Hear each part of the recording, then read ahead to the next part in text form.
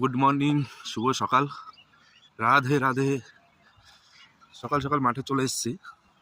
আজকে হালকা হালকা ঠান্ডা পড়েছে, কুয়ারাও পড়েছে, দেখতে পাচ্ছ পিছনে। এই যে অনেকে মাঠে আসছে ধীরে ধীরে, অনেকে অলরেডি চলে এসছে। তো যারা যারা এখনো ঘুমোচ্ছ তারা ঘুমিয়েই থাকবে সারা জীবন। জীবনে যে তোমার স্বপ্ন সেটা কি তার পূরণ হবে না? এই যে যারা মাঠে এসছে তারা কি বোকা নাকি? কেউ চাকরির জন্য এসছে, কেউ বা নিজের শরীরটাকে ঠিক রাখার জন্য এসছে, এসে ওয়াকিং করবে, রানিং করবে। এতে কি হবে? তোমার নিজের ফিজিক্যাল ফিট থাকবে। এটা নিজের জন্যই করা, ওকে, অন্য কারোর জন্য নয়। তাই আপনাদেরকে একটা কথাই বলবো, সকালবেলায় মাঠে আসুন, এসে কমসে কম ওয়াকিং করুন, হালকা এক্সারসাইজ করুন।